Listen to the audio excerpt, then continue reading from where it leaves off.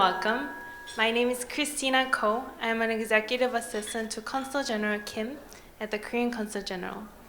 On behalf of the Korean Consulate General in Los Angeles, I would like to thank you for taking your time to join us at this meaningful event. It is astonishing to know that there are many places in the United States that have the legacy of the early Korean independence movement. From San Francisco down to mid-California and to Southern California, we witnessed that there were several hundreds of Korean ancestors who participated in the independence movement by their contribution to establishing the provisional government in Shanghai. The year 2019 marks the centennial of the Korean government in exile.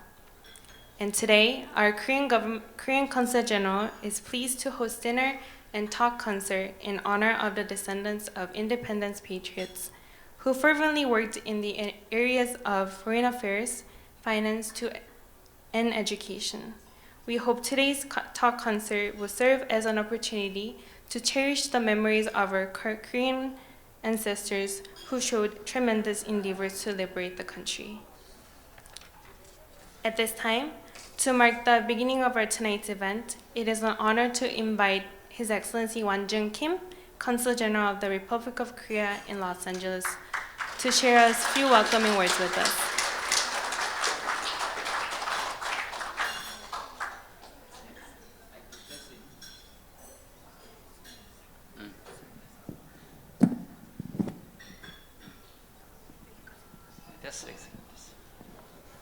예, 그러니까 안녕하세요. Very good evening, everyone.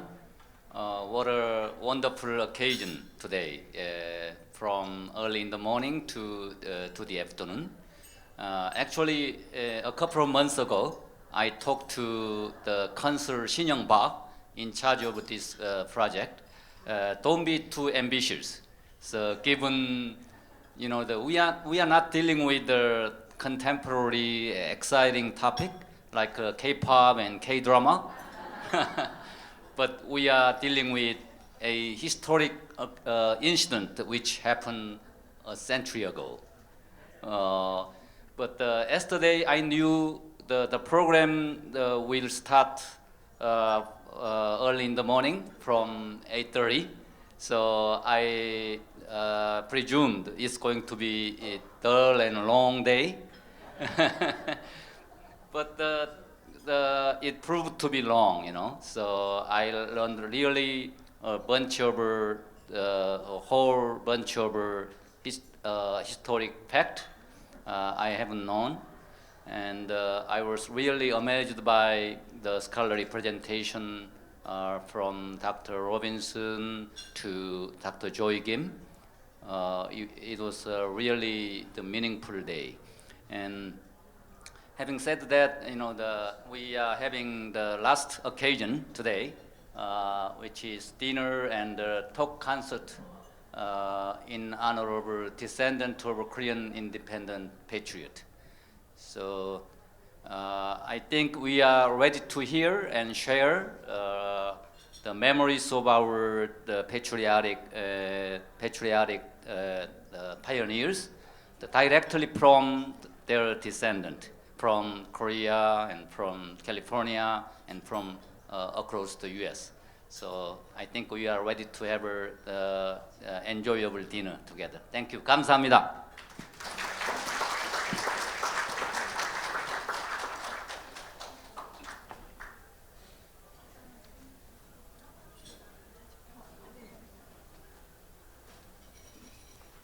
Now to get some insights into tonight's topic, I would like to call for Consul Shin Park to introduce us into the rest of tonight's event.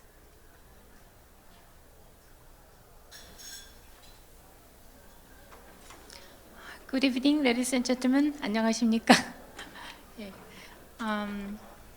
Okay, as introduced, my name is Shin Park. I'm in charge of education at the Korean Consulate. Okay, I feel like I'm kind of feel guilty because, I'm giving too much hard time to my colleagues at the back. They were working from 8 to practically 10 to 9. So, Okay. It is a great honor and privilege to host this event.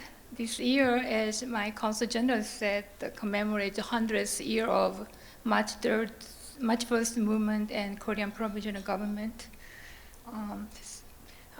Republic of Korea Consulate General prepared some project to commemorate the event in honor of the descendants of independence pioneers. Okay, tonight the topic is fatherland, patriots, and memories. So I will give you a real introduction about centennial commemorating events. Okay, I prepared some slides, say snapshots of Korean provisional government history. There are 4 photos on the above and 4 photos below. As you see, the very first on the left-hand side is the official receipt of head tax. Next is our beloved independence pioneer, Dr. Kim Gyu-sik and Mr. Song Won-ju. And next is a letter sent by Dr. Syngman Lee, the former president. And then next is a resolution by the US Congress. And at the back, there are several pioneers, and they are celebrating that Korean community in the United States. On the next letter is, I might introduce a little bit later. And then the photo next is, there are 3 gentlemen, Dr. Kim Gyu-sik, and Dr. Syngman Lee, and Dr. Song Won-ju. As you might introduce, there are several descendants tonight. They are descendants of those pioneers. On the very right-hand side below is a formal document that the Emperor of Japan surrendered, in 1945. Okay, this is. Could you take a look at their faces? They are very serious. And the first 3 is Mr. Song Won-ju. Right in the middle is Dr. Syngman Lee, and on the right-hand side, Dr. Kim Gyu-sik. And sorry, I cannot memorize. And I like to give you a short quiz. Our document speaks a lot of stories. This is a simple letter. It's addressed to Mr. Song Won-ju, written by Dr. Philip Jason. In the middle of the letter, we have Dr. Kim Gyu-sik. So in the United States and the Southern California, we have 100,000 of copies of this document. And it's introduced in the USC Library archives.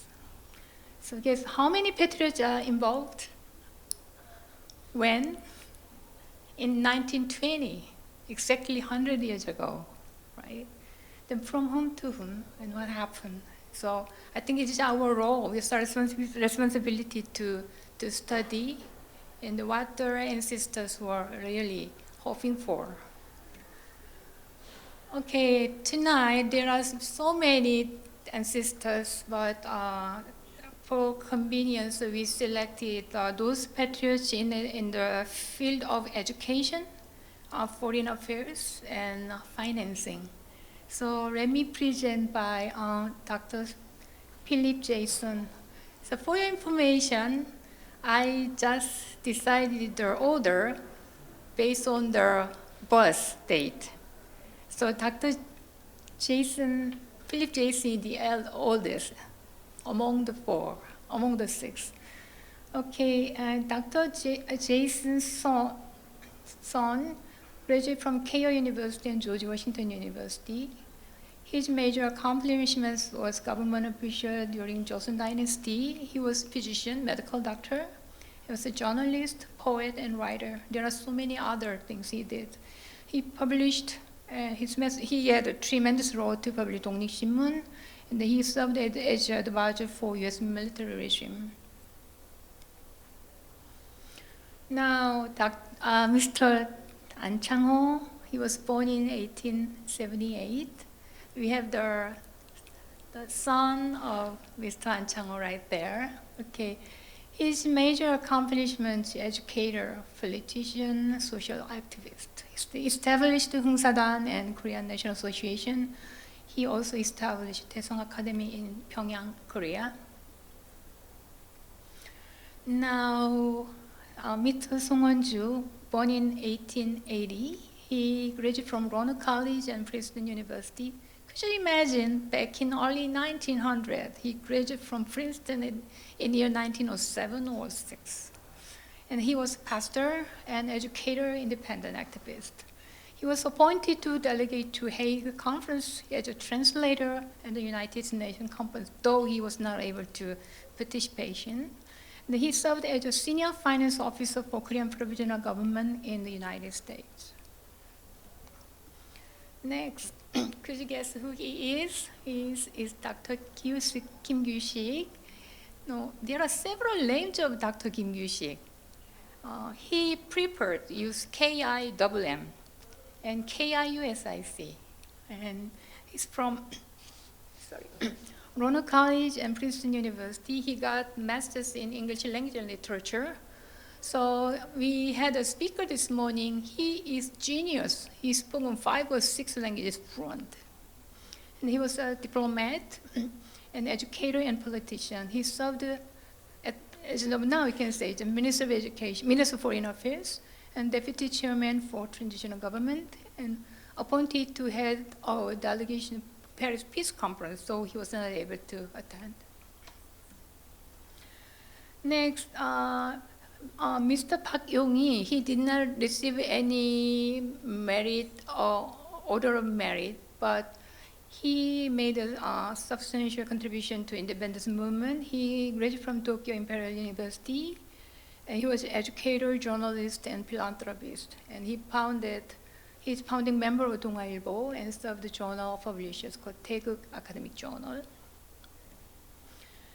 And Chung Han-kyung, we have a descendant tonight, and he's from Northwestern University and American University, the same thing, early 1900. And he was an educator, journalist, politician, and independence activist. He organized Philadelphia Freedom League movement and appointed the delegate to Paris Peace Conference, though he was not able to attend. Okay. Tonight is a short talk concert. So our tonight event will be moderated by Dr. Edward Park.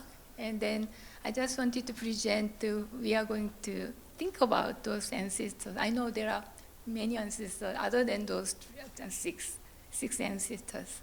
Okay, this ends my presentation. Thank you.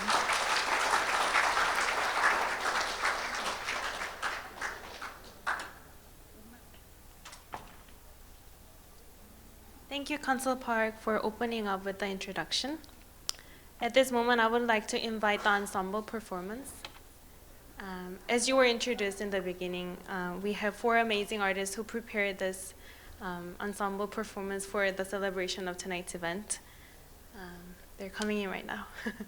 And the dinner will be served after the performance.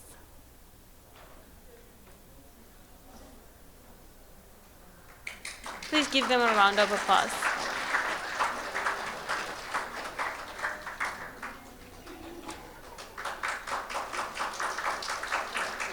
We have Ms. Hye-sung Nam and Ms. Kyung-eun Song for violin, Ms. Ju-won Hong for cello, and Ms. Kyung-eun Kim for piano. Please sit back and enjoy. The floor is yours.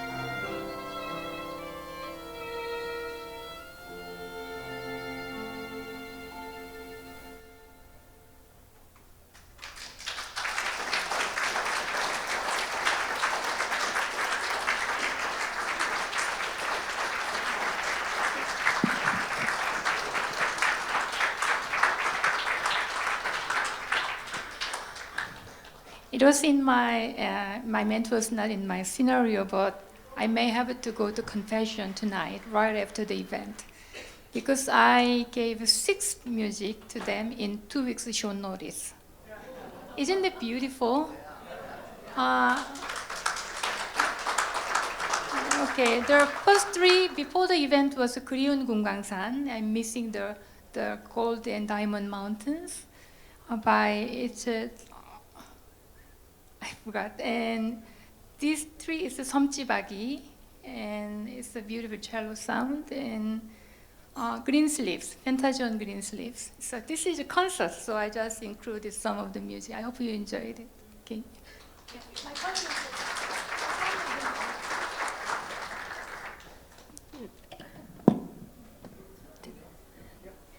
Now you've waited very long. Finally, we have dinner now.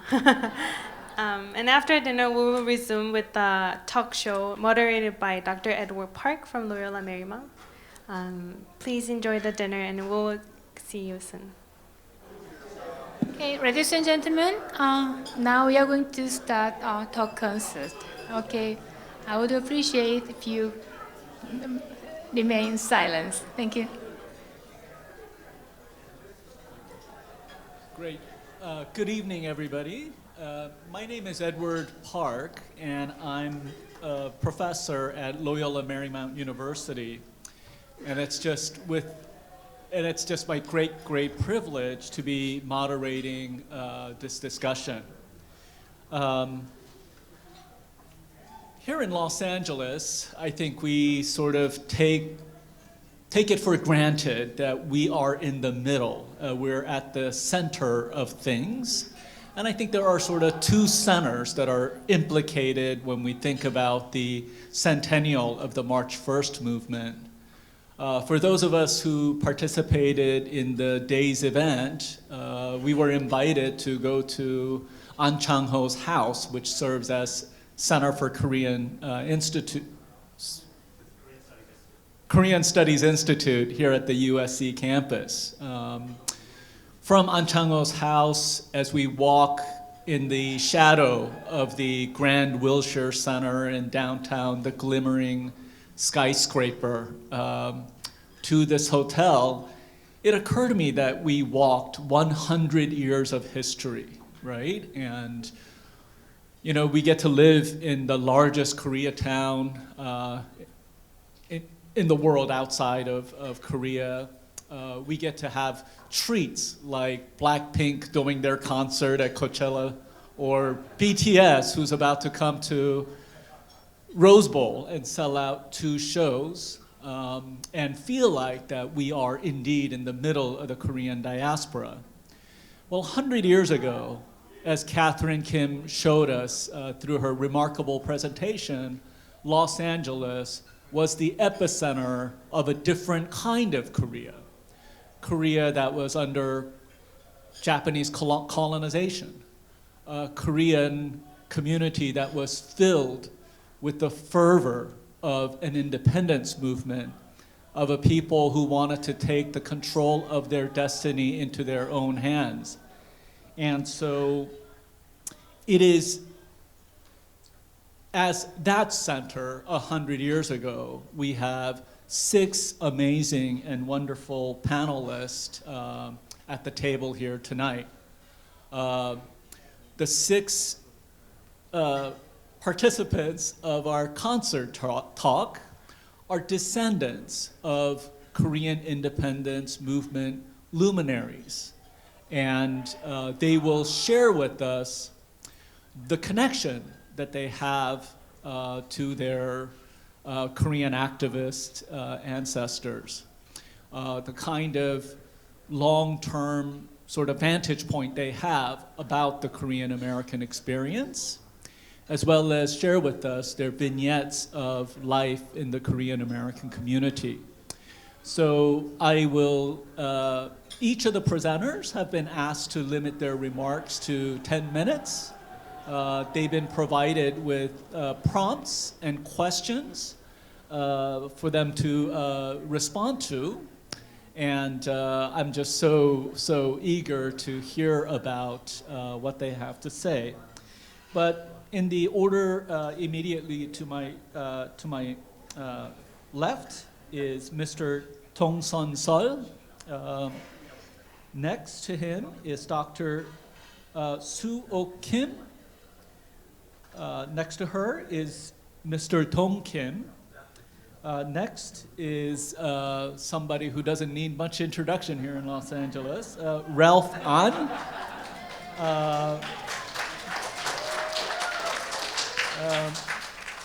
Next to Mr. An is Mr. Lee De-young. And finally, Dr. Sun-min Park.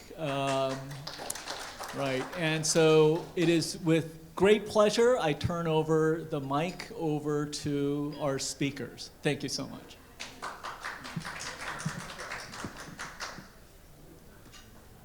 I think I should make my remarks with begging for your understanding for two reasons. Number one, I just returned from a very short visit to Korea. As a matter of fact, I landed at LAX about 3 hours ago, and I'm still groggy.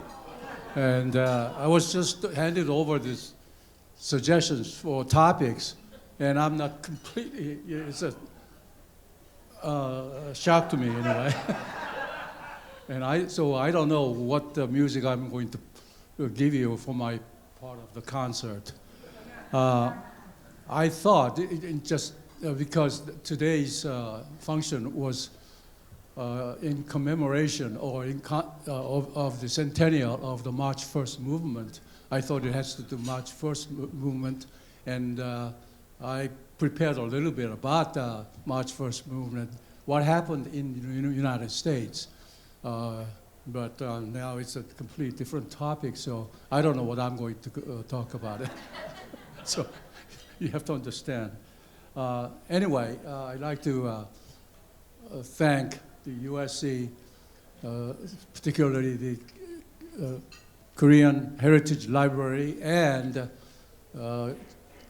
Korean General Consulate in Los Angeles for putting up this concert and inviting us to take a part.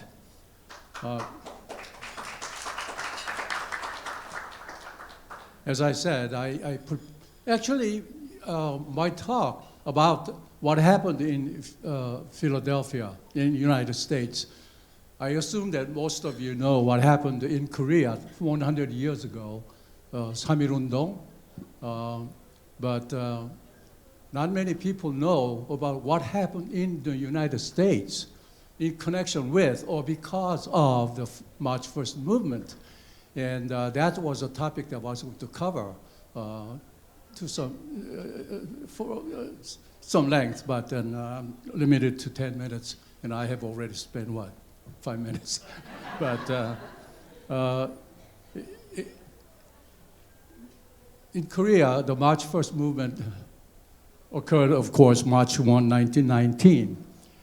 Outside of Korea, there are two big events that occurred because of or a connection with March 1st movement. One is, of course, Shanghai, which was April 11th when the Korean Provisional Government was established. 3 days later, in the United States, in Philadelphia, there was a first Korean Congress. The name in Korean, it's kind of a little significant, so it was called 제1차 한인회의, 대한인 총대표회의, 최초의 한국회의, 한인자유대회. Notice that we don't have any Joseon at all. It's all Hanin. It's because Joseon, represented by Yi Dynasty, has disappeared. Now, we are talking about here, what we are going to do, what kind of government, what kind of system, what kind of philosophy are we to set up a new Korea? And that's what happened 3 days, April 14th through 16th in Philadelphia. Why in Philadelphia, of all places? After all, there are only a few Koreans living, and there are 6 people in Pennsylvania at the time, and about 200 people in 700 people in California, and 20 people in New Jersey at the time. But why? Why in Philadelphia? 2 very important reasons. Number one, 200 years before First Korean Congress, there were 2 Continental Congress which laid the foundation for the United States. The founding fathers met in 1774 and 1775 to establish the United States of America, okay? So 200 years later, we had our own first Korean Congress in the city of brotherly love. Okay, second reason why it was held, it was the Philadelphia at the time was home and workplace for Philip Jason, which is the anglicized name of Sojapil.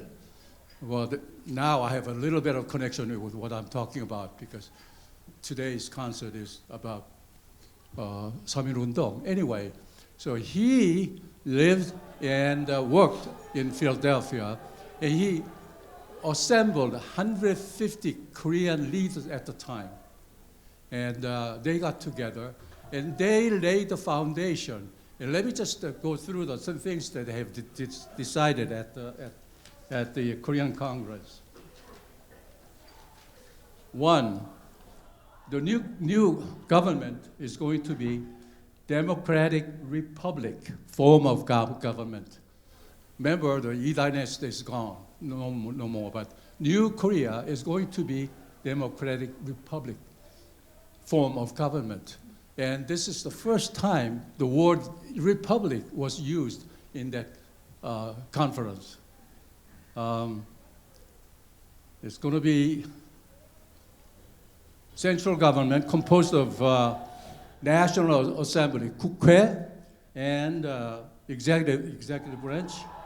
And the president will be elected by 국회. But because the democracy depends upon the educated mass, grassroots, they said for 10 years they are going to have a centralized power in president. But after 10 years, then they will have a more generalized form of government in 군 and 도, who will elect the National Assembly. And the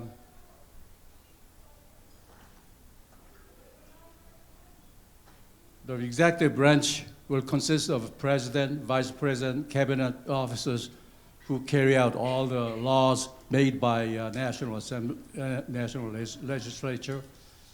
And then, of course, they talk about freedom of the press, freedom of the religion, what have you.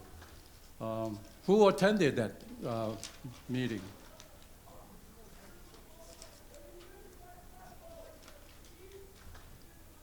People like 이승만, 임병직, 장택상, 조병옥, you name. These people became who's who of the Republic of Korea. And the name I was in order of seniority, just like I think they took that seniority in mind to list, or even the panel here.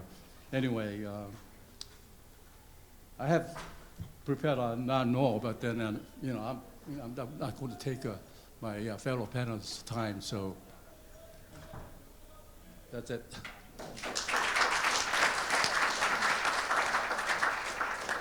그냥 이대로 안 해도 되죠? 그냥 제가 하는 대로.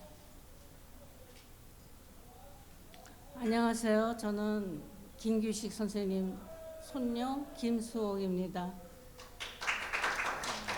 이번에 LA의 총영사관에서 초대해 주셔서 이 자리에 함께 하게 됐습니다. 감사합니다. 이거 통역해야 되는 거예요?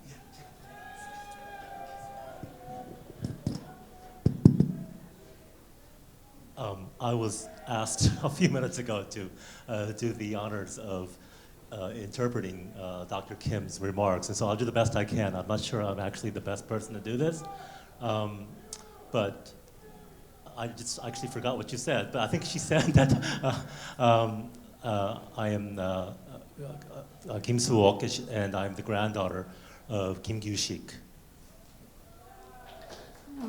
3.1 운동 100주년하고 임시정부 수립 100주년을 기념해서 여기 LA에서 유가족을 대표해서 인사말을 드리게 돼서 매우 기쁩니다. I am very happy to be one of the people who is up here on the panel as a descendant, one of the descendants for this occasion, celebrating the 100th anniversary of the March 1st movement and the Korean Provisional Government establishment as well.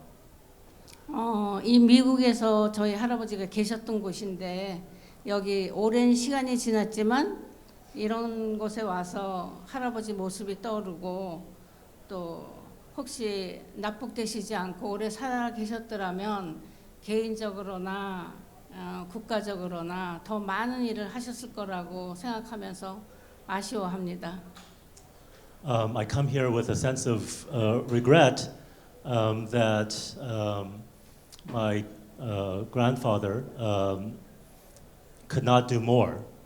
He was taken up to North Korea at the beginning of the Korean War, where he died. And before then, among his many activities, he did come to the United States and spend some time here.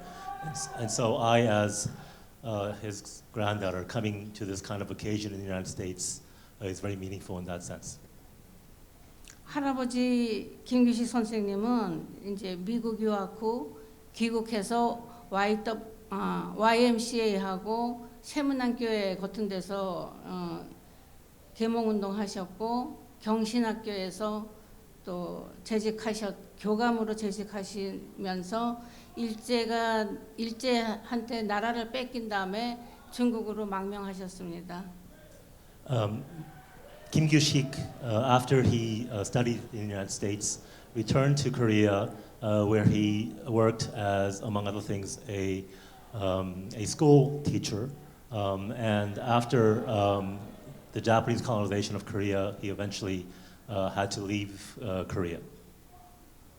1919년 1월에 파리 강화회의가 시작됐을 때 저희 할아버지는 신한청년단 대표로 파리 강화회에 가시면서 우리나라가 그때는 지도상에 보더라도 쌀알만큼 조그맣고 아는 사람들이 별로 없고 그러니까 가서 내가 파리를 가서 일을 해도 누구 한 사람 알아줄 사람도 없고 그런 어떤 그런 골기 대회 같은 거를 해야지만 그 뒷받침이 된다. 그래서 동기부여를 해서 그 일제의 만행을 폭로하고 대한민국 청원서를 제출하고 그런 외교 활동을 하셨습니다. This is somewhat ridiculous that this is going on. Kim Gyu-sik, among his most celebrated accomplishments was that he was a representative of the Korean Provisional Government, and he went to the Paris Peace Conference in 1919, and his motivation was to expose the crimes committed by the Japanese rule in Korea, and to do everything he could to reveal the facts so that eventually this will lead to Korea's independence. 임시정부의 초대 외무총장, 국무위원, 부주석을 역임하면서 독립운동을 지도하시고 해방 후에는 극우, 극좌의 첨예한 대립과 갈등을 지향하면서 좌우 합작운동을 전개하고 남북 협상을 했습니다. So Kim Gyu-sik was the first foreign minister of the Korean Provisional Government. He had some other positions as well. And so his specialty was to try to bring people together through diplomatic activity And this showed after liberation in 1945, in that very important period from 45 to 1950, he worked tirelessly to overcome the confrontation between the far right and the far left in South Korea in order to pursue this moderate middle ground, this kind of compromising position and movement to achieve a political solution in South Korea. 할아버지는 뛰어난 정세 판단과 해박한 지식은 중국과 일본, 미국과 일본 전쟁을 예견을 했고 극동 문제가 일본이 전쟁에 들어가기 전에는 해결되기 어렵다고 내다보면서 독립운동을 지도하였습니다. So he was able to anticipate some of the difficulties in dealing with the East Asian situation at that time in terms of the confrontations between Japan and China and with the US as well. And he thought that a solution as it stood at that time, if I understood what she said correctly, was going to be very difficult. And so this was part of the foresight that he had at the time in his activities. 망명기에는 틈틈이 학구의 열정으로 상해 복단대학, 천진 북양대학, 남경 중앙정치학원, 사천대학 등에서 중국의 명문대학에서 강의를 하였습니다. So in his exile period, he was in China for a while, and there he taught at various schools, including some very prestigious schools as well. 우리 독립운동의 무성자 중에서 저희 할아버지만큼 명문대 교수로 또 셰익스피어 연구에 능통한 영문학자로서 인정받고 활동할 만큼 문사, 철 그리고 외교력을 겸비한 지도자는 거의 없었습니다. He was distinctive in his capacity to do various things as a professor, as a teacher. He was also a Shakespearean scholar of some kind as well. And so I believe that there's really nobody else who can compare to him in that regard among the independence figures whom we are celebrating today. The last part was just me, actually. 그렇다고 문약한 지도자도 아니었습니다. 늘 짚고 다니시던 지팡이로 미 군정사령관 하지의 책상을 두드리며 분노를 터뜨릴 만큼 혹이 있는 혁명가였습니다. 그때 하지가 권총을 빼들었다는 비하가 전해집니다. 권총. But he wasn't merely this kind of wishy-washy scholar, as a wishy-washy scholar, I'm telling you this. In fact, in the post-45 period, he would take his cane and he would knock on the door of General Hodge, the American military commander of the South Korean occupation. And apparently he even carried a gun and had the gun be taken away from him.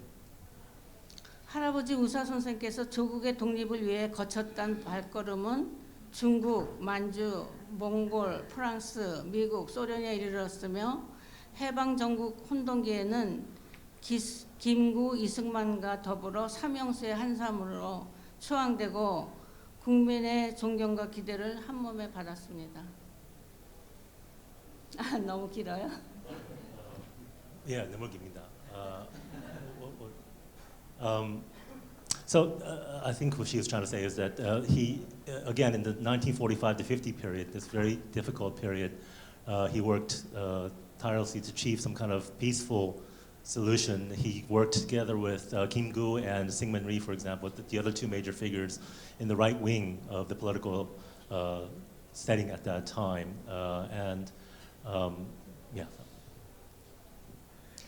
69세의 생애는 온통 조국 통일과 통일정부 수립을 위해 바친 고난의 길이었고 불꽃 같은 삶과 태산과 같은 위협이 독립운동사와 해방 전국 연구사에서 소수 연구자들 외에는 일반적으로 알려지지 않고 갈수록 망각되고 있는 것이 너무 안타깝습니다. So she said it's really regretful that his work behind the scenes and to achieve some kind of peaceful solution in Southern Korea at that time has been overlooked, and it's not part of the common perception of Kim Gyu-sik's activities at this time, again, in a very difficult set of circumstances after liberation.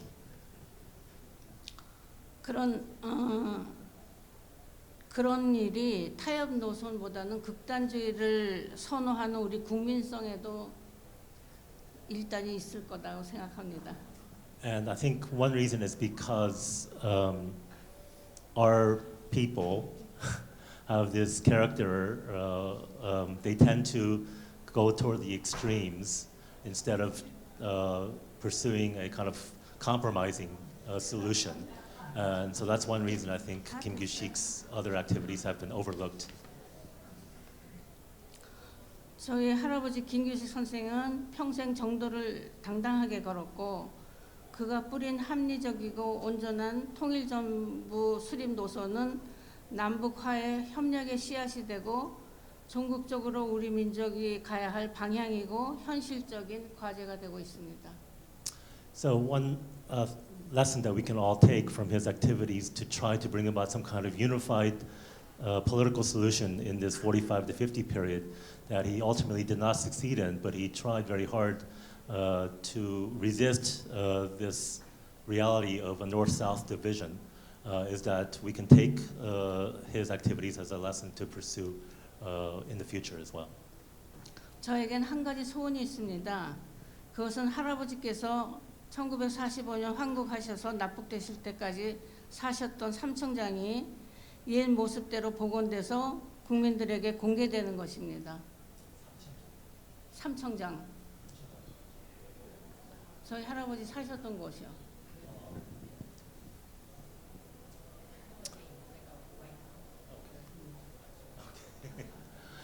Okay, so 삼청장? 해방되고 납북될 때까지니까 45년에서 50년. 그 당시 사셨던 그 집이요. So she wants the house that I didn't know the name for, that he lived in between 45 and 50. So before he was captured and taken by the North Korean forces at the beginning of the Korean War, she would like that house to be preserved and displayed. 할아버지는 납북당하셔서 그 만포진 부근에서 돌아가셨는데 그 묘가 평양에 있어요. 그래서 찾아가지도 못하고 그래서 그 할아버지의 채취가 남아 있는 삼청장을 언제든지 찾아가고 싶은 마음입니다. Yes, so we don't know where exactly he is.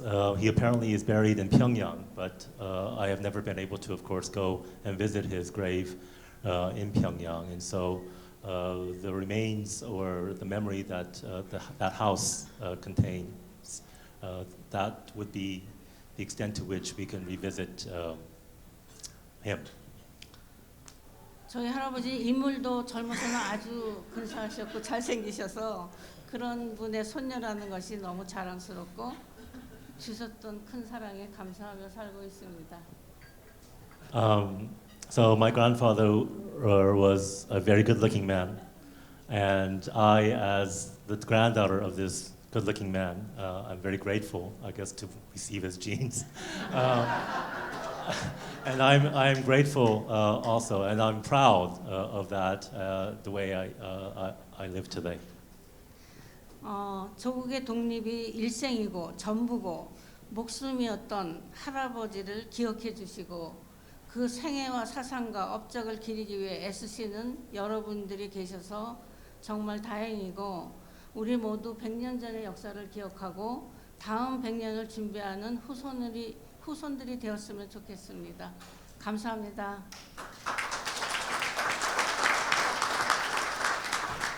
So I would like to close by saying that I hope that we can all remember his struggle to achieve Korea's independence and his sacrifices, and that in this occasion to celebrate the 100th anniversary of the start of the Korean independence movement, that over the next 100 years as well, that we follow the lessons that he provided us. Thank you. Thank you to Kyungmoon for such a wonderful job of translating. Should I go first? You're first.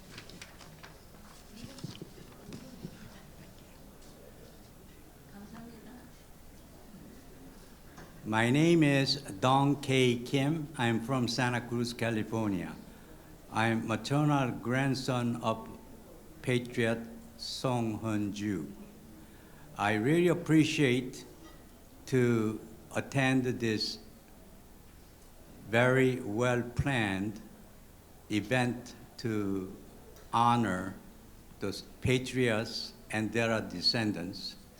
And for that, I'd like to extend my sincere appreciation to Consul Park Sin-young. She really worked very hard to get this event together.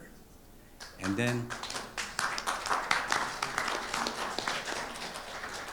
her effort was supported by Consul General Kim Wan-jung and his wife. I really extend my appreciation as well.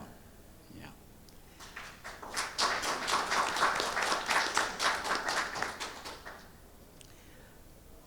I thought it might be in order to summarize some of my grandfather's activity for the country. So please bear with me. So some of them I prepared. I will make it as short as possible. Yeah. He came to this country in year 1904. He landed in Hawaii. The 3 years he was there, he was creating a small elementary school to teaching the children of the descendants from Korean immigrant. I was told those days most of the immigrants are farmers working at the sugarcane. After that, he moved to mainland to register at the Roanoke College in Roanoke, Virginia. When he was finishing up his first year, he was directed by Emperor Kojong's government with the passport to travel. About 8 months prior to International Peace Conference in Hague, year 1907. So he was already preparing for this meeting about 10 months prior. He finally went to Hague and joined the 3 delegates, Lee Sang-seol and Lee Wei-jung and Lee Jun, 3 delegates. And because of the Japanese intervention, there are the attempt trying to attend the meeting was kind of denied. And Lee Jun also was passed away, so he took the remaining 2 delegates and traveled all of the European countries for the diplomatic mission. And then he also came to the United States, tried to meet the President of the United States, which was not successful. But he spent almost 6.5 years to do this diplomatic mission with those people. And those 2 delegates returned to Korea, and he came back to Roanoke College. So he finished Roanoke College, I think it was about 1914. And then after that, he went to the Princeton University for his master's degree. He was accepted as a candidate for PhD, but he decided to pursue to go to Princeton Seminary School to be the priest. Yeah. When he finished there, and he went back to Hawaii, and he became a pastor, I was told, for about 3 years. Thereafter, around year 1910,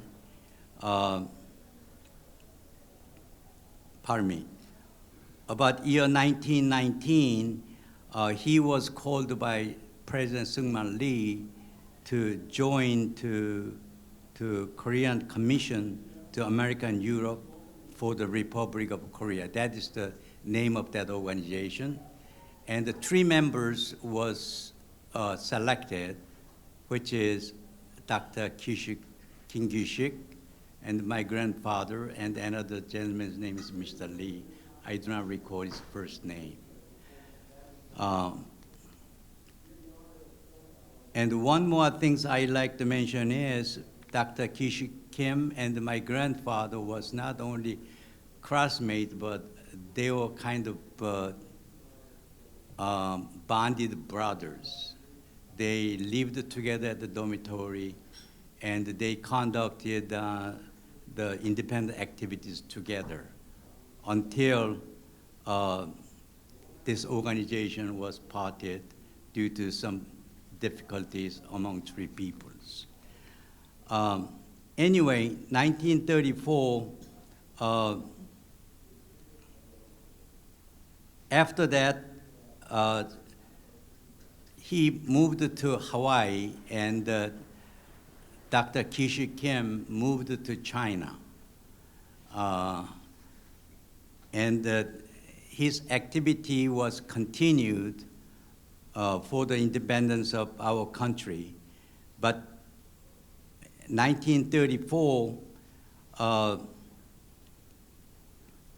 he was appointed by the exiled government in China as a finance minister for 4th district, which covers, I was told, California as well as West Coast of the United States.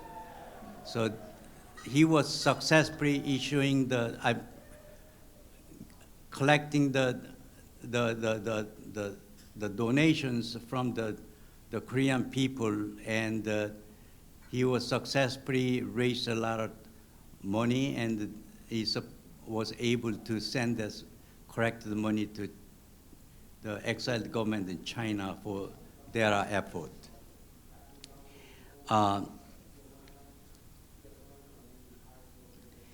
Thereafter, I was told there are so many different organizations representing different sectors of the independent movement, but it was one of the 3 gentlemen get together and try to gather all the differences and create the new Korean association, Korean National Association. And he told me when I was here, took me down there to the building in Jefferson Boulevard a couple times and showed me when we needed to have some delegate meetings, it was very difficult to find the places to conduct the meeting. And there's still some racial segregations existed at that time. So he decided to raise the capital and buy the land and build our own building. That became a Korean National Association building on Jefferson Boulevard. He headed that organization 3 times by election, but he served 2 terms, and 1 term he yielded to Mr. Kim Ho, I was told. Thereafter, he was kind of one of the leaders, leading those Korean National Associations. And 1941, when the World War II is getting started, he is one of the gentlemen got together to create a Korean tiger troops under National Guard, I was told. And he put a lot of effort to make that organization keep going.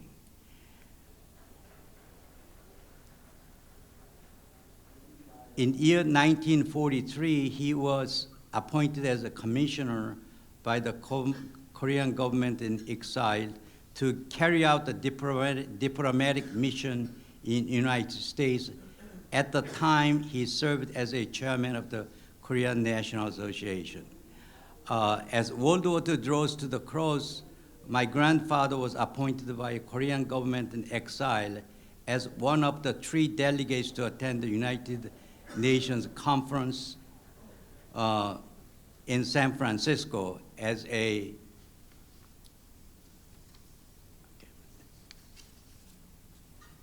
I'm almost done. Thank you very much for reminding me. But anyway, somehow he was not able to return to Korea like any other colleagues, and he stayed in California until he passed away. I have the sadness to tell you, he's a highly educated, very respectable gentleman, but when he died very poor. I feel very bad about that. Thank you very much. Thank you.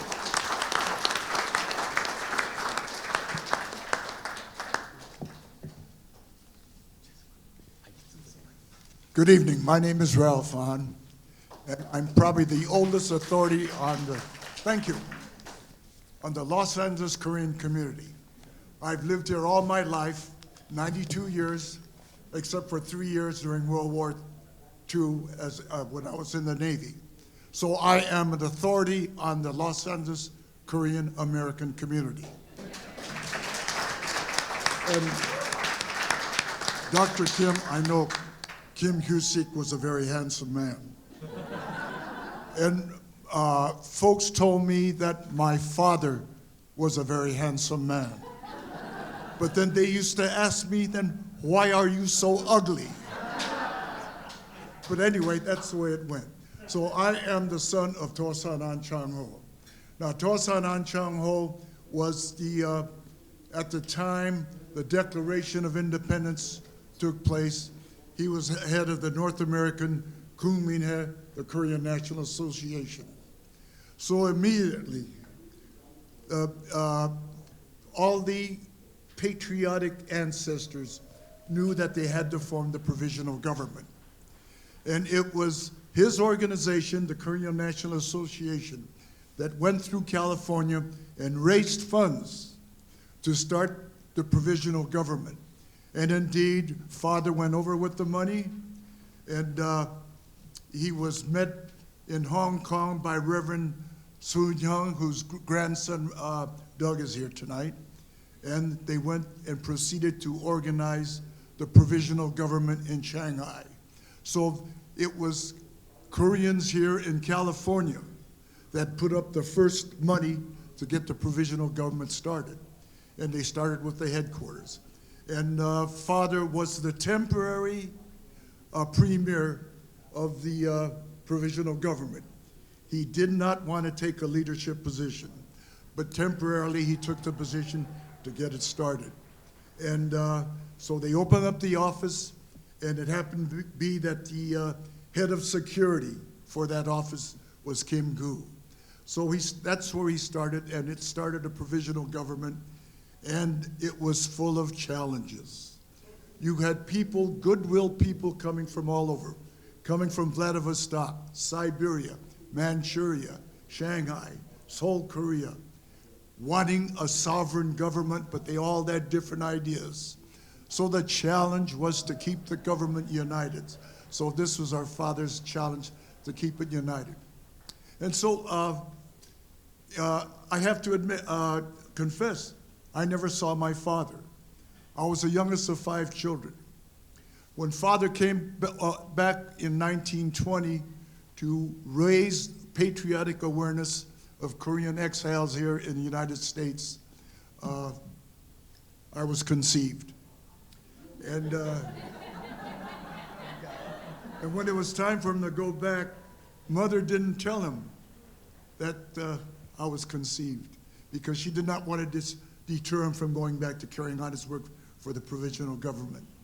But when he went out to sea about 600 miles, they developed engine trouble, so they had to come back to San Francisco to fix the engines.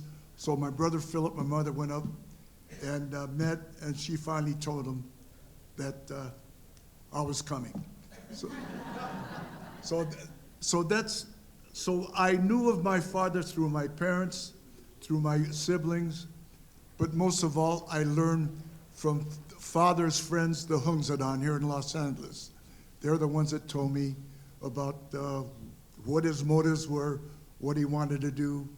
And it was the Hungsadan that I have to say that kept the Culminating going, the KNA going. And in essence, it was the Culminating, the KNA, that kept the provisional government going. During the Depression, there was a worldwide depression, and the provisional government was transferring from place to place because the Japanese were overrunning China. And the other Korean communities were suffering from the depression so badly that their funds were very limited. But it was the Hungsadan and the Kumina here. We had patriotic Koreans who had small businesses who kept the funds going to the provisional government. Some historians say that if it weren't for the Hungsadan and the Kumina, the provisional government might not have survived.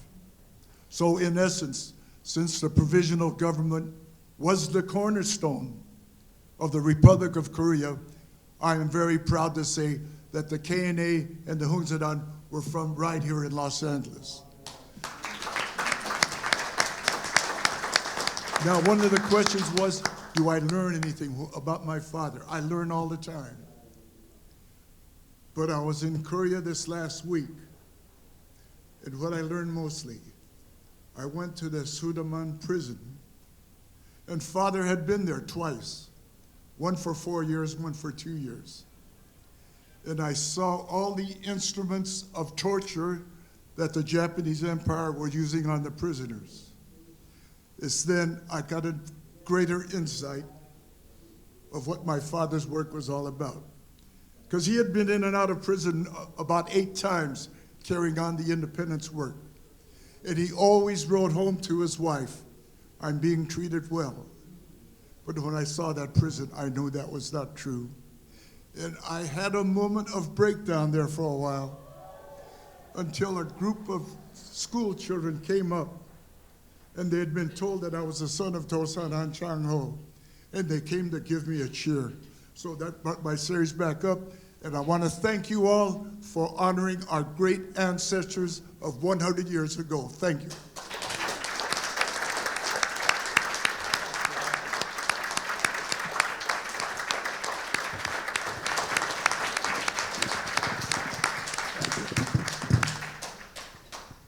Good evening.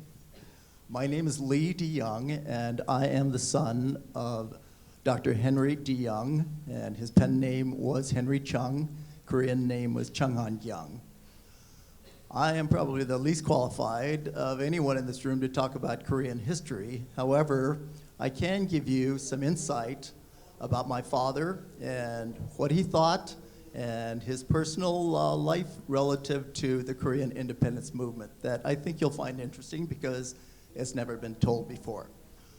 Before I start, I want to thank Dr. Ken Klein and Joy Kim. Without them, all of this information about my father would be in some storage unit somewhere and not on the digital archives where everyone can access them, and literally hundreds, maybe thousands of pictures, documents, and correspondences.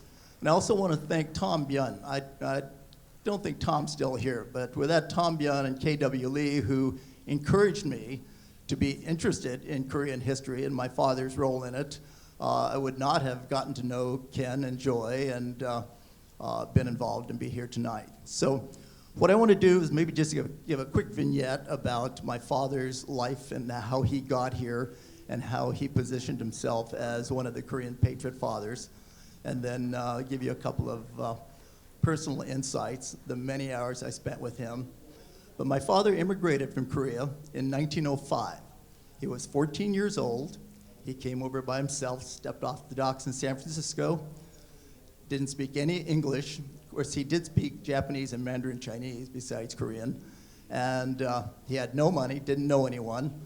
Worked in the kitchens until he made enough money to buy a train ticket down to Los Angeles, and he was so homesick, he was ready to go back to Korea. But Ralph, it's because of your dad. He met An Chang-ho, and An Chang-ho convinced him to stay in America. He said he recognized that he was bright, and he was a good public speaker even then, and he had writing skills, and said, you have an obligation to stay here in America and fight for the cause of Korea. So that's what he did. He went to Kearney, Nebraska, and lived with the George Roby family and educated himself. He saved enough money to buy a little photography shop. And everybody who came to get a picture taken, he made them give him an English lesson. He became very fluent. And he excelled academically. He was a valedictorian and of his high school, and went to University of Nebraska, Northwestern, and he got his PhD at American University in international law. And that served him well when he helped with the treaties for Korea. And through all of these things that he did, he worked for the Korean Commission for most of his life while it was still going. And he was a spokesperson. He gave hundreds and hundreds, if not thousands, of lectures for the cause of Korea. He was very prolific in what he wrote in periodicals. He wrote many, many books. Probably his most famous is The Russians Come to Korea. But through all of this, I want to share with you some things who he was as a man, and some things that he regretted. And I can share these things with you since I'm the last of the Mohicans. I'm the last of our families, no one else alive, and all of my family has passed away, except for the grandchildren and great-grandchildren. They're 1/8 Korean. They've got blonde hair, blue eyes, and they don't know anything about Korean. But anyway, my father was very loyal to Syngman Rhee. He, and I believe this is right, Syngman Rhee was the first Korean to get his PhD from Princeton. My father, I think, was the second to get his from American University. But he worked closely with him, and there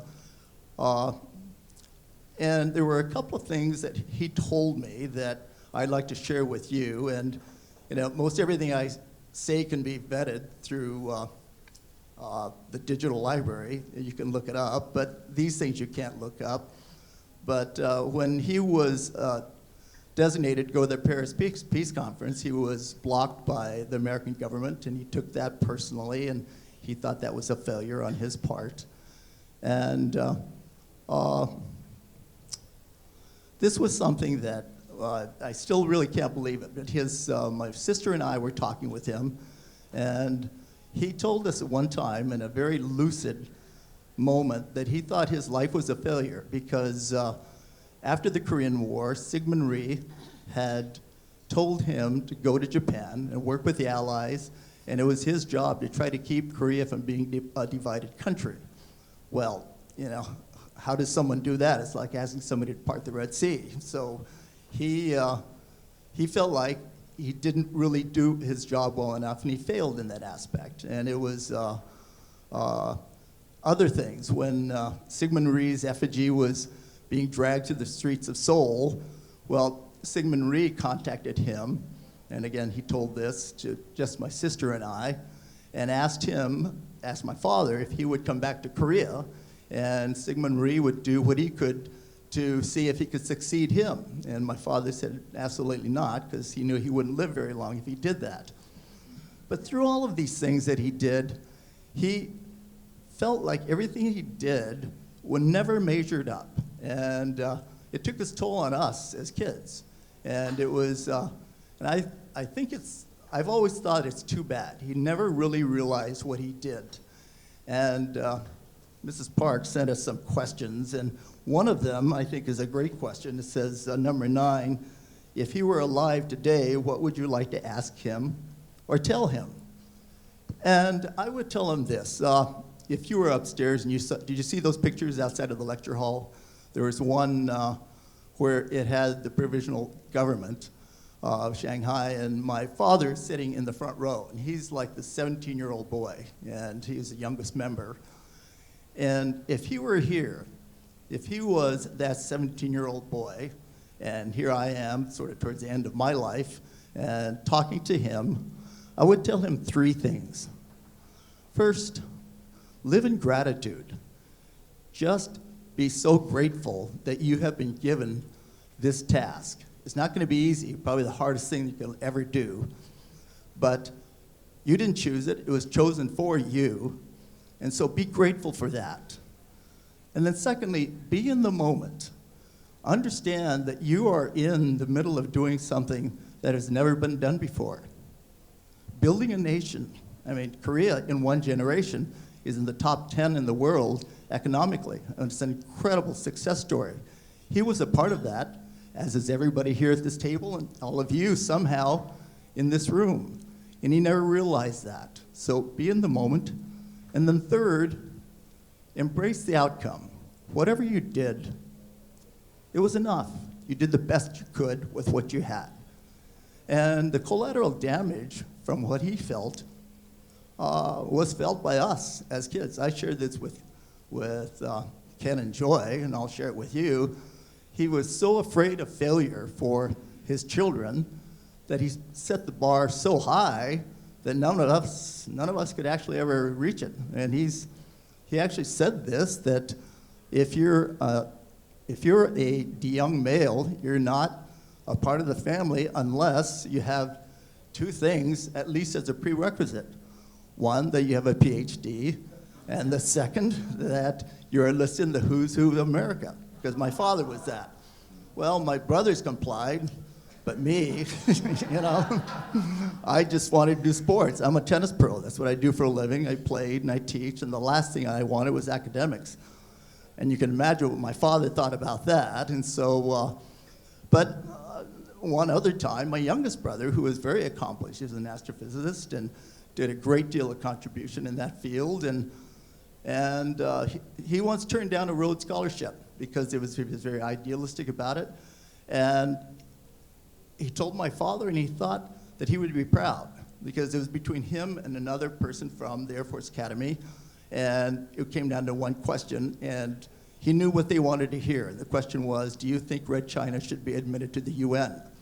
And they wanted to hear no, and my brother said yes. And he knew that he was going to lose it, but that's why he did it, because of his idealism. And my father just had a conniption.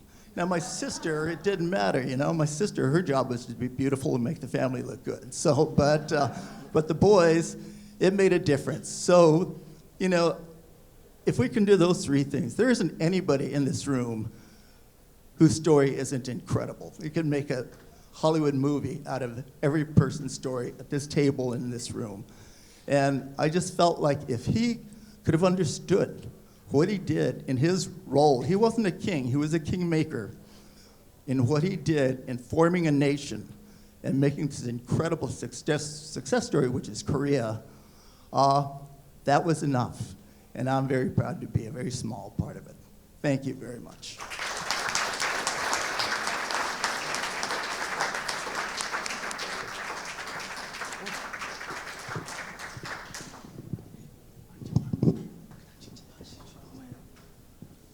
안녕하세요. 저는 박선민이라고 하고요. 박용희 선생님의 증손녀 됩니다. I don't know why I'm doing this. I'm Park Sun-min. I am the great-granddaughter of Park Yong-hee. 여기 나오신 여러분들과 달리 저희 할아버지는 일본에서 처음 활동을 시작하셨습니다. My great-grandfather began his activities actually in Japan. 그래서 제가 지금 한국말로 설명을 해드리려고 하는데 이게 제 영어 실력으로는 일본말에 한국말에 영어까지 해가지고는 머리가 안 돌아가서 이렇게 한국말을 하게 됐습니다. I'm speaking in Korean because my Japanese is good, but my English apparently is not as good. You know he's wrong, right? 여기 계신 분 아무도 모르실 거기 때문에 제가 간단하게 박용희 선생님을 설명을 해드리겠습니다. 박용희 선생님은 1985년 경기도 파주 출신이시고요. 4대부집안 아닙니다. 중인 집안입니다. 중인 집안의 거상의 아들로 태어나셔가지고 관비 유학생, 1차, 2차 관비 유학생이 있었는데 저희 할아버지는 2차 관비 유학생으로 일본 유학을 떠나시게 됩니다. So my great grandfather was born in 1885, not 1985.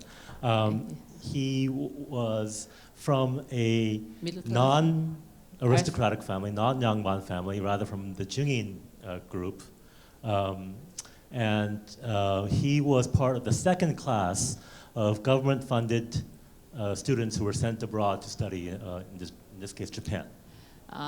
꽤 특출하셨던 분이라서 순천 중학교라고 일본에서 굉장히 알아주는 중학교를 졸업을 하시고 우등상을 타셨습니다. 그리고 일본에 있는 제1고복에서 졸업을 하시고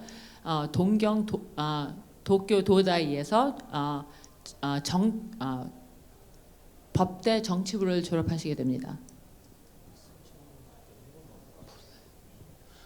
So he attended a school called Suncheon. In Korean translation.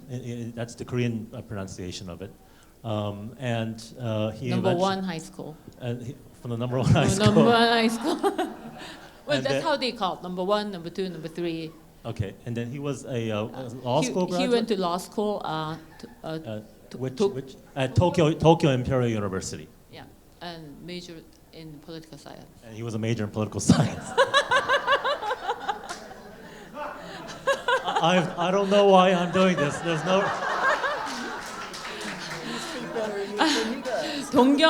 동경에서 활동하신 것으로 봐서는 그냥 가서 혼자서 공부를 하신 것이 아니고 태극 학회라는 학회를 설립하고 같이 임원으로 활동을 하시게 됩니다.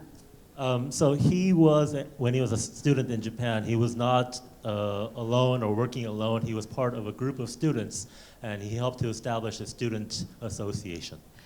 그 태극 학회는 태극 학회, 또 태극 대한 학회, 나아가서는 대한 흥학회로 발전하게 되는 한인들의 큰 집단이었습니다. The association, student association, was called the Taeguk Association, and that eventually became 대한학회, a student association in Japan. And then the 대한흥학회.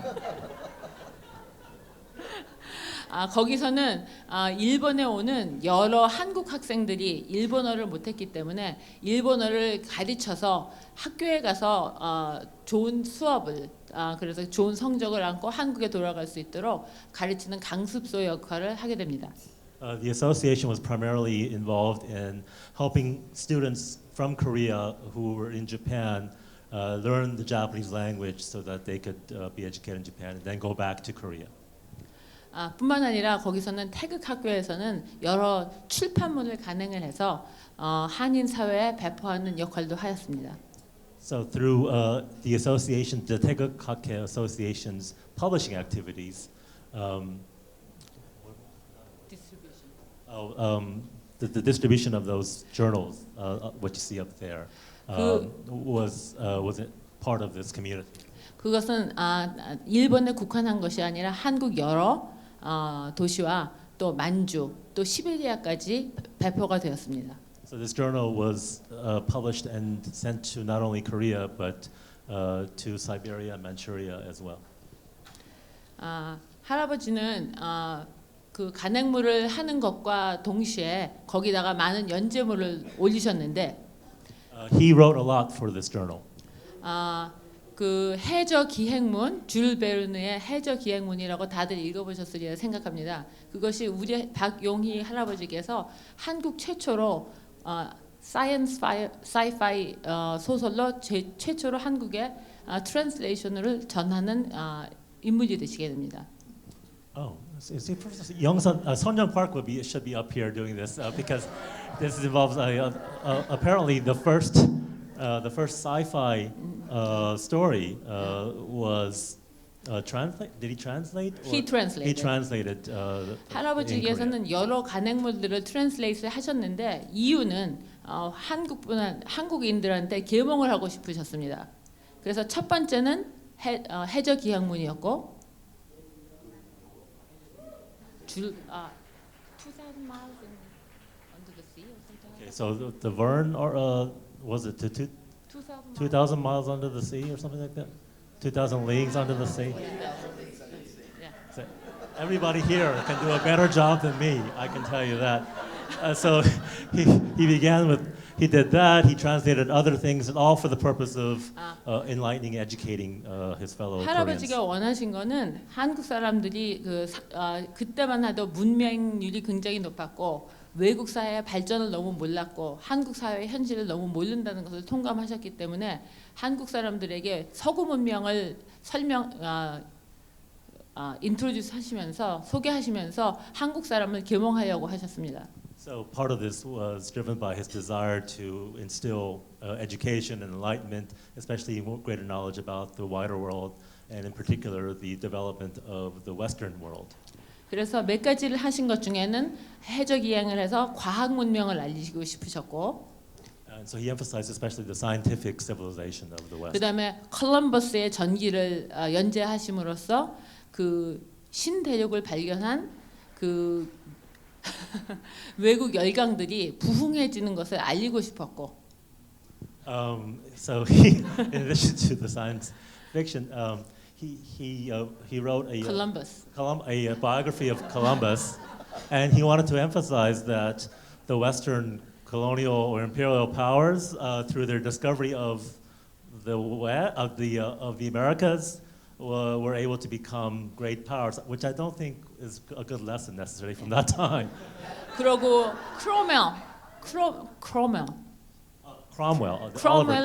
크롬웰의 전기를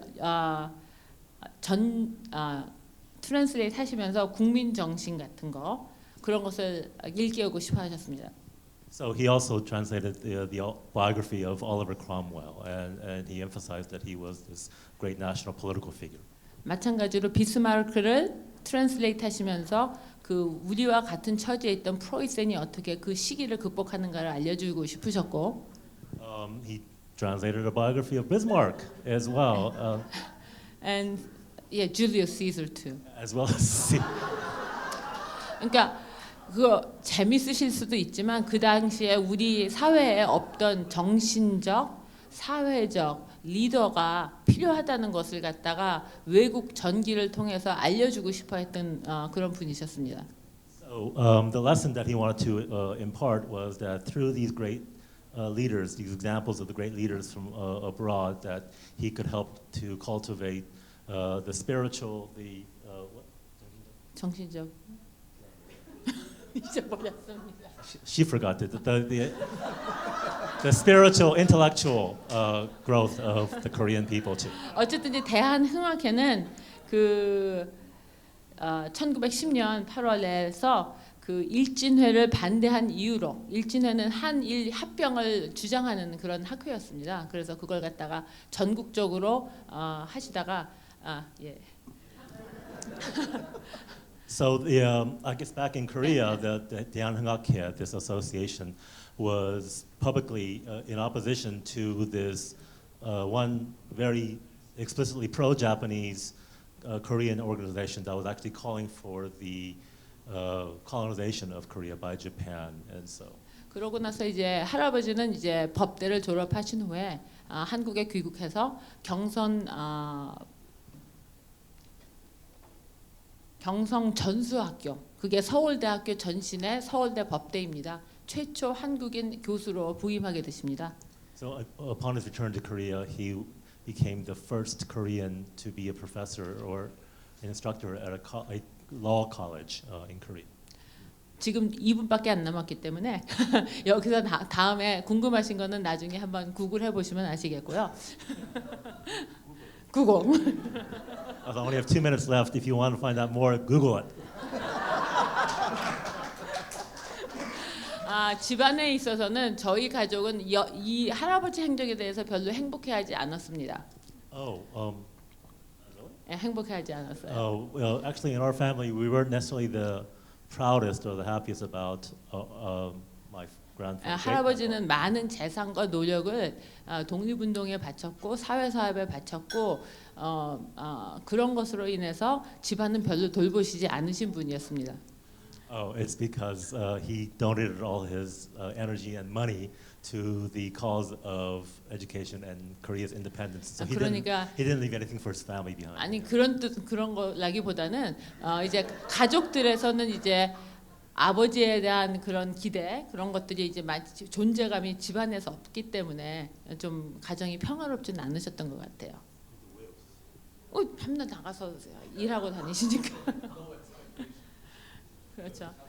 그러니까 어쨌든지 저는 저희 할아버지에 대해서는 이제 제사 때 많이 듣고선 자랐는데 별로 할아버지도 관심이 없으셨고 저희 부모님도 관심이 없으셨고 저도 그냥 듣고만 지냈던 과거였는데 사실 김동국 회장님의 그 며느리로 들어왔습니다. Okay. I didn't really have much of an interest in my family, but it turned out that I became the daughter-in-law of Mr. Kim. 그래서 우리 시아버님 댁에서 그 조상에 대해서 생각하는 것을 보고 많은 생각을 하고 해서 저도 이번에 이제 시작을 하게 돼서 지금 발표를 해드리게 된 겁니다. So that spurred me to take a greater interest in my own grandfather's activities as 제 well. 생각에는 여러 독립 유공자 가족분들의 그 후손들이 잘 살지 못하시는 분들이 많다고 들었습니다. I've heard that actually the descendants of these great patriots, a lot of them do not live well. 많은 가정들이 저나 다른 그 유공자님들의 그 이야기를 들으면서 좀 기운을 내서 자기 뿌리에 대해서 자신감을 가지고 자기 스토리로 다른 사람들을 계몽할 수 있게 되는 그런 계기가 됐으면 좋겠습니다. And so I hope that this event can serve as an opportunity to use the lives and activities of these great patriots and to take that as an example of how we can go forward. Yes.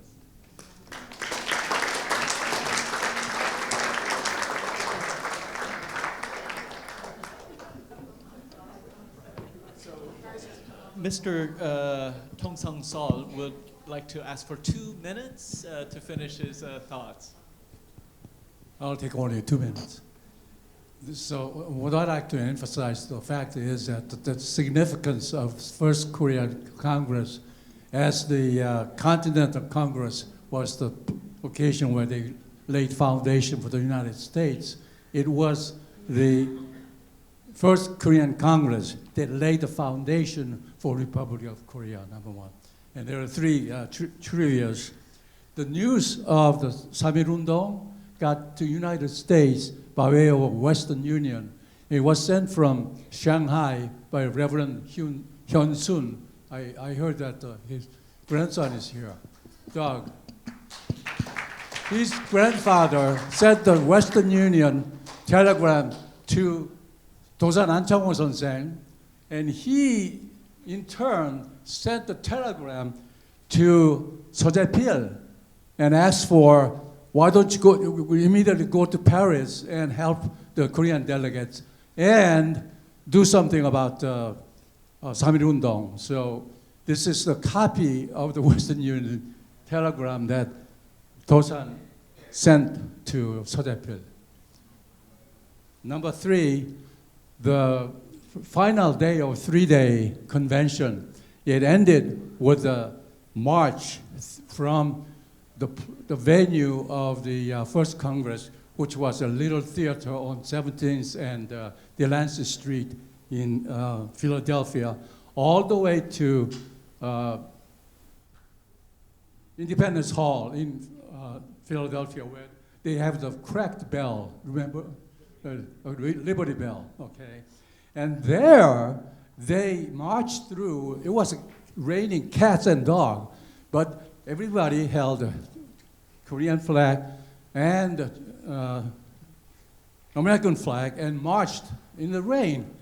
And it was escorted by the city of Philadelphia, the mounted police, because they were so sympathetic to Korean causes. And then headed by the city marching band. And finally, when they reached at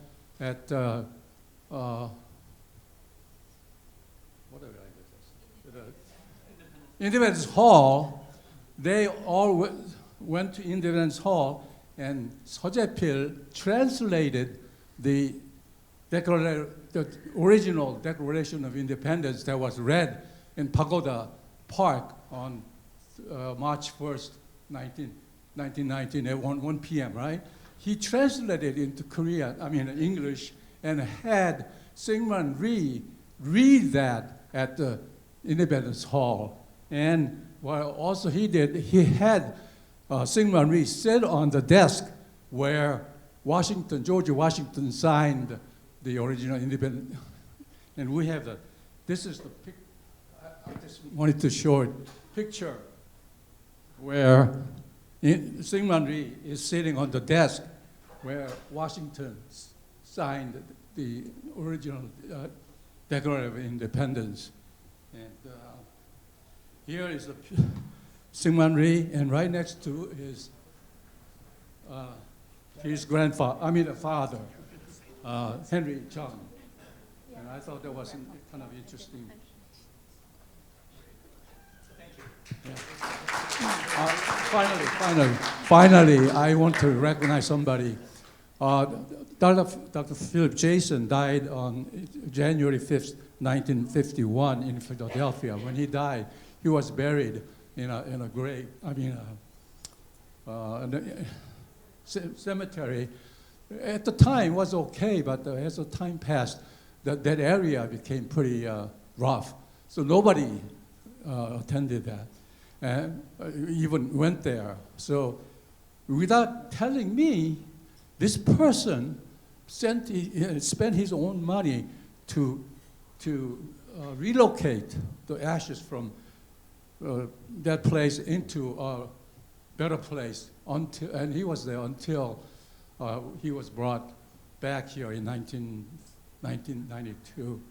And that person is sitting there, and I'd like to publicly recognize Jang Ik-tae.